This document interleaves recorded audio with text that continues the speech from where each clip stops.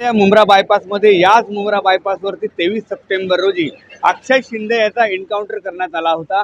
अक्षय शिंदे हा तळोजा या ठिकाणावरनं ठाणे या ठिकाणी येत असताना या ठिकाणी जो काही मुंब्रा बायपास आहे या मुंब्रा बायपासच्या मुंब्रा देवीच्या जवळ त्याने पोलिसांवरती हल्ला केला आणि त्यांनी त्याच्या हल्ल्याच्या माध्यमातून जे पोलिसांचं सर्व्हिस रिव्हॉल्वर होतं या रिव्हॉल्वरच्या माध्यमातून त्यांनी पोलिसांवरती जो काही हल्ला केला होता त्याच्यानंतर अक्षय शिंदेचा एन्काउंटर करण्यात आला होता। अक्षय शिंदे यांनी जे काही गोळ्या मारल्या होत्या त्याच्यामध्ये 2 पोलीस जखमी देखील झाले होते। अक्षय शिंदे याला देखील 2 ते 3 गोळ्या लागल्या होत्या। त्याच्यानंतर त्या डोक्यात जी गोळी घुसली त्याच्यामुळे अक्षय शिंदे याला ठाण्याच्या छत्रपती शिवाजी महाराज कळवा रुग्णालय या ठिकाणी दाखल करण्यात आल्यानंतर आता त्या अक्षय शिंदे त्याचा मृत्यू झाला होता। त्याचा मृत्यू झाल्यानंतर आता न्यायालयाने देखील चौकशीचे आदेश दिलेले आहेत।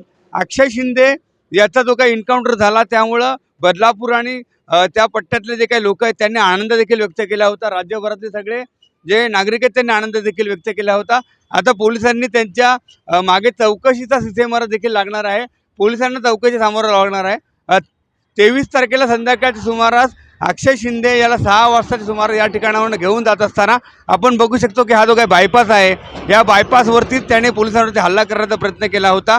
त्याच्यानंतर पोलिसांनी प्रत्युत्तर दाखल केलेल्या गोळीबारामध्ये अक्षय शिंदे याला वर्मी घाव लागला किंवा मग वर्मी गोळी लागली आणि ठाण्याच्या जे काही कळवा रुग्णालय आहे या ठिकाणी त्याने दाखल केल्यानंतर त्याचा मृत्यू झाला होता। या प्रकरणाची तपासणी आता न्यायालयाच्या माध्यमातून होत असताना या ठिकाणी SIT आणि CIDच्या माध्यमातून देखील चौकशी झाली होती। आता जो काय अहवाल येईल त्यावर सगळं भवितव्य अवलंबून आहे। विकास काटे, साम TV न्यूज, ठाणे। देश विदेशातील प्रत्येक घडामोडींचे लाईव्ह अपडेट मिळवण्यासाठी आता साम टीव्हीच्या सर्व सोशल मीडिया प्लॅटफॉर्मला लाईक, फॉलो आणि सबस्क्राईब करा।